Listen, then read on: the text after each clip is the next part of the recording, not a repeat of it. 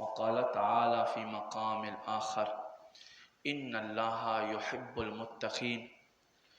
وقال تعالى في شان حبيبه ومحبوبه مخبرا وآمرا إن الله وملائكته يصلون على النبي يا أيها الذين آمنوا صلوا عليه وسلموا تسلیما. درود شریف کمینا محمد صلی اللہ علیہ وسلم حضور پہ بارگاہ اڑان دے کہ اللہم صلی علی سیدنا وماوانا وملجانا محمد رسول رب العالمین. الصلاة والسلام علیک یا رسول اللہ وعلى آلك وأصحابك وأزواجك وعترتك یا جد الحسن والحسین. گرامی قدر لرے او نزدین راتلونکو مسلمانانو، نوجوانانو، سپینگیرو، بزرگانو، معشومانانو، تاسو ټولو ته زه خوش آمدید هرکلی وایم. السلام علیکم ورحمت الله وبرکاتہ. ما عزتمندو، جمعې مبارک ورځ دی، پکار دی چې سړی په دې مبارکو ساعتونو کې د الله او د الله رسول خبرې واوري، خپل ایمان په باندې ښایسته کړي. ډېر څه دلته میلاویږي، کوشش کوئ وختي راځئ. ما عزتمندو، حضرت سعد بن ابی وقاص رضی اللہ تعالی عنہ 10 مبشره صحابهونه دي. په دنیا کې د جنت زیری ورته میلاو شوی دی. نبی پاک صلی الله علیه و آله وسلم دنیا نه چې رحلت فرمایلو، دی لګیاو خپل پټي کې کار کولو، دی زمیندارو. په دې کې د زوی عمر بن سعد راغی، وای بابا ته لګیای دلته په پټو کې کار کوي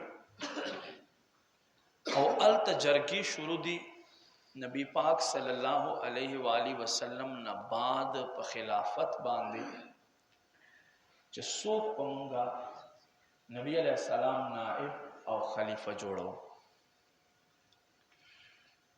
نو د خپل زوی په سینه باندې داسې لاس ورکړلو، ورته فرمایل اسکت، چوپ شه. قال رسول الله صلی الله علیه و آله وسلم ان الله يحب العبد الخف، ان الله يحب العبد التقي. یو ذکر راځي متقی او بل څه شی غنی و خفی. الله هغه بنده خوښوي چې دی پرهیزګار وي، الله هغه بنده خوښوي چې دی بے پروا وي، د خلکو جان او مال نه بے پروا وي. الله هغه بنده خوښوي چې خفي وي، چې پټ وي، ګمنام وي. ګمنام. بخاری شریف حدیث کې نبی علیہ السلام فرمایي ما زال العبد يتقرب بالنوافل. وی زما بنده همیشه زما قربت، ما ته نزدېقت پیدا کوي، په نفل سره پیدا کوي، په نفل سره دته زما قرب میلاو شي. فرمای بیا زه د دې پاره یدوه د لاس وګرځېږم، ورجله الله فرمای خپې یې وګرځېږم. بخاري حدیث دی. فرمای وبصره وسمعه، زه د ده سترګې شم، زه د ده غوږونه شم. هغه څنګه وي؟ هغه داسې وي چې کله الله بنده ته خپل قرب ورکړي، لکه حضرت موسی علیه السلام چې الله رب کریم سره محو کلام شلو، نو دومره د غوږو طاقت زیات شلو، الله قرب ورته میلاو شو چې مختلفو کتابونو مختلف هغه ذکر کړي. چا 1 میل لیکلی دی، چا 10 میله لیکلی، چا 40 میله لیکلی دی، چې دومره په فاصله باندې به حضرت موسی علیه السلام د میږي خپو آواز هم اوریدلو، چې الله قرب چاته میلاو شي. وی دقه انسان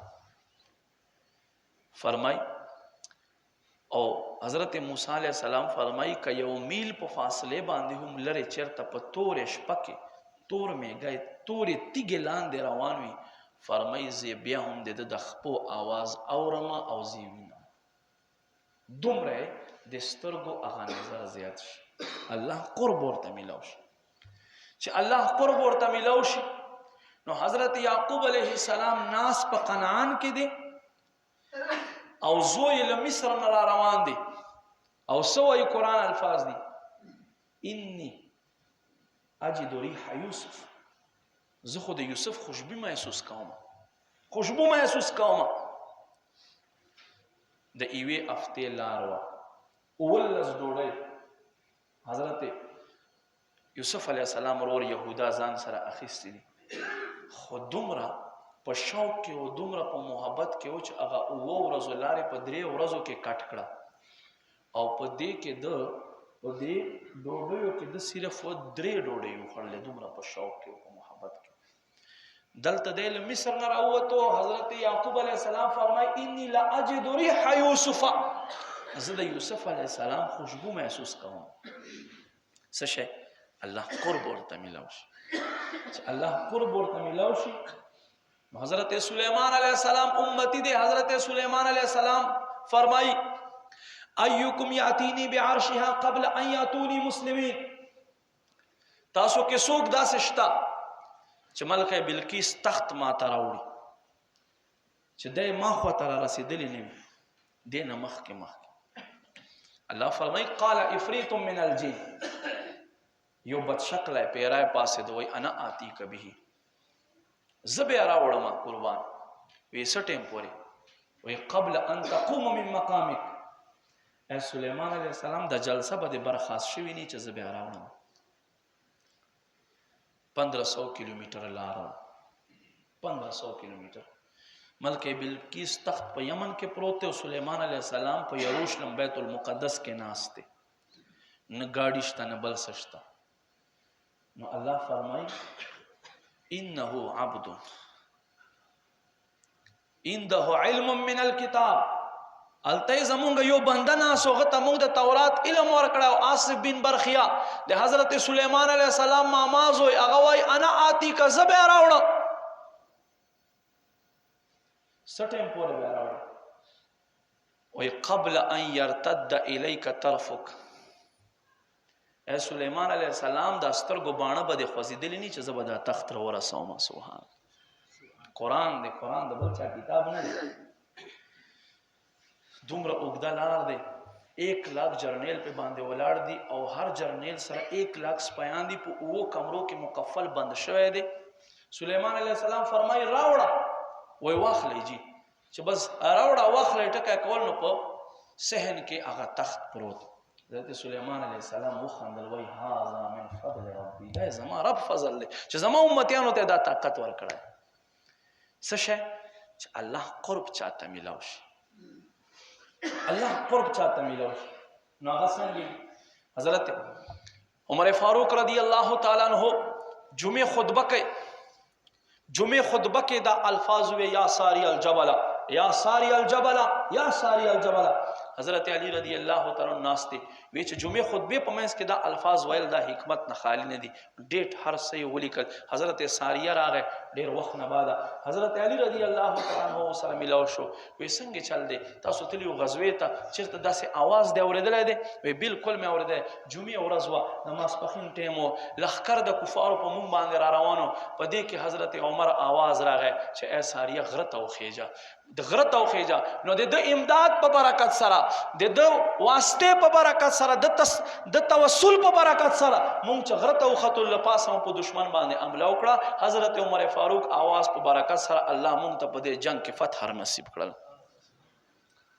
زمونږ په شپږمه په 8مه درجه کې دا کتاب پڑھاو کېږي شرح عقاید پیغی کې دا کرامت موجود دی د حضرت عمر فاروق نو دا څه شی الله قرب چې چاته ملاو شي الله نزدېکت چې چاته ملاو شي نو ما عزتمندو هغه نزدېکت اولنۍ ذریعه څه شی دی الله کوم بنده خوښوي ان الله يحب العبد متقي الله پرهیزګار بنده خوښوي پرهیزګار بنده الله خوښوي پرهیزګار تعریف ډیرو کتابونو کړی دی امام غزالی صاحب فرمایي پرهیزګار څه ته وایي فرمایي پرهیزګار هغه یو سړی دی چې د دنیا روزګار دی له مونځ نه منع کوي،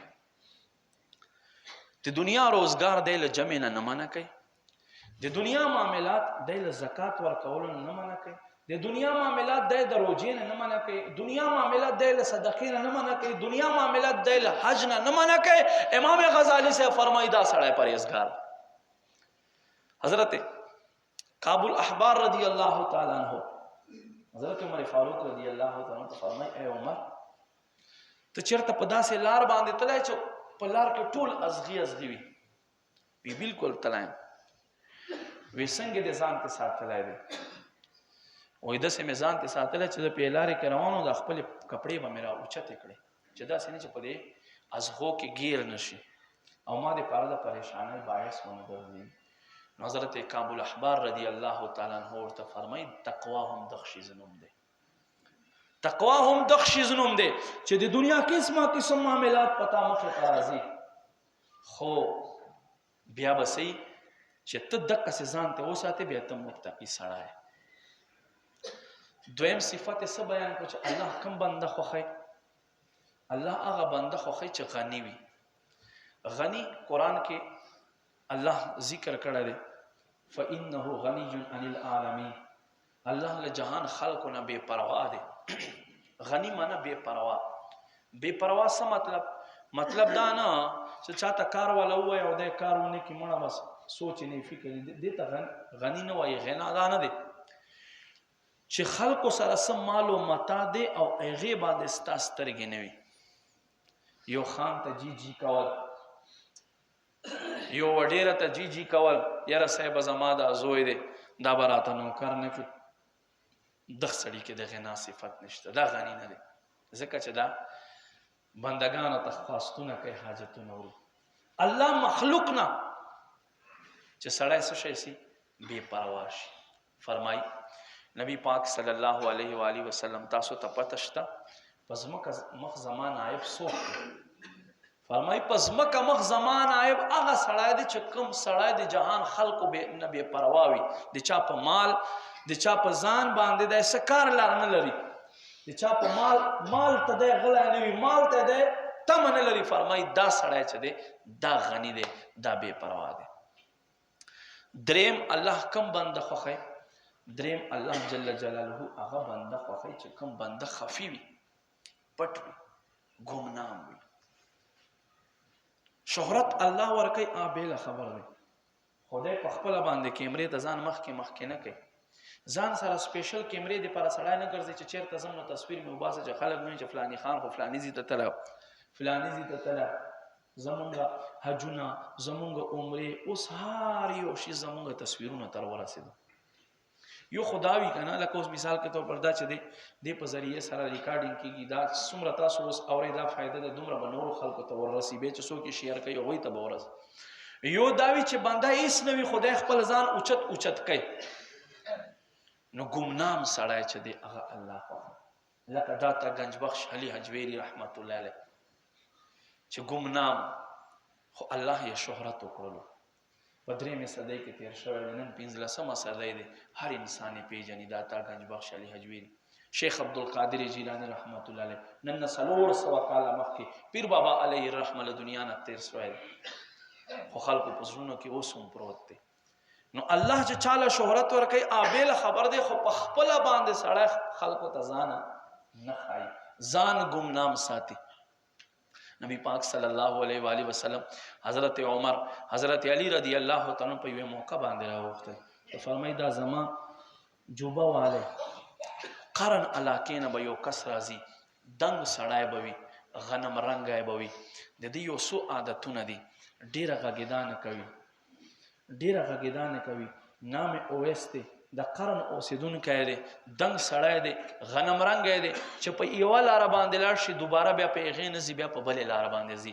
دا یې نښې دي چې کله هم دا ګمنام سړی دلته راشي حج ته، بیا تاسو ملاقات سره وکئ، زما دا جوبه ورکئ او ورته ووایئ چې رسول الله صلی الله علیه و آله وسلم ستا دپاره پیغام پرېښودی دی چې زما امت په حق کې دعا وکړه. وی صحیح ده. وخت تیرېدو، حضرت عمر رضی الله تعالی عنہ دور مبارک راغی، نو روزانه به هر کال ته به اعلان کېدو وی تاسو کې د قرن علاقې نه څوک راغلی دی حاجي چې نوم یې اویس وي. نو د ده تپوس یې وکړلو وی بلکل سکال یو اویس راغلی دی قرن علاقې نه، خو به خپلو ګډو بیزو سره وي، ځان سره ګډې او بیزې هم راوستي دي، په دشتو صحرا کې اوسېږي، چا سره ډېره ناسته نه کوي، خاموشه اوسېږي، بس د خپل رب یاد کوي. دوی ورپسې ورغل، ملاقات یې ورسره وکړو، کمې نښې چې مدینې جانان ورته ښیلی وې هغه نښې ټولې پکې پیدا کړلې. دا داسې عاشق دی چې کله کله بیا دا خپل ګریوان کولاو کړلو او مدینې منورې ته بیا مخ کړلو، وی دا یخه هوا ما ته مدینې نه راځي او زما په سینه دننه کېږي. دا هغه عاشق دی چې خپل 32 واړه غاښونه د حضور په محبت کې باسلي دي، داسې عاشق. بهرحال ما عزتمندو دته یې ورکړلو. بیا په یو بله موقع باندې دوی ورته را روان دي، د هغه جوبه ځوړنده کړې ده او دی په نفلو باندې ولاړ دی، په سجده کې پروت دی چې دی کې حضرت عمر او حضرت علی رضی الله تعالی عنہ راغله، دواړو تشریف راوړلو، د خپل مونځ ورپاره مختصر کړلو. وی ای د الله نیکه بندګانو، ای د حضور غلامانو، که تاسو راغلي نه وی ما خپل رب سره دا عهد کړی چې یا رب زه به تر هغه وخت پورې زه سر را اوچت نه کړم، تر هغه وخت پورې به دا جوبه زه وانه غوندمه چې تر څو پورې تا ټول د نبي علیه السلام امت نه وي راته بخلی. خو چونکې تاسو منځ کې راغی دې له جهته ما خپل مونځ تاسو دپاره مختصر کړلی. نو څه شی؟ ګمنام. حضرت ابراهیم بن ادم رحمت الله علیه کور کې په صوفه باندې پروت دی، باچا دی، اچانک आवाज وشو په چت باندې، من انت سوکې، نو څه ورته وایي؟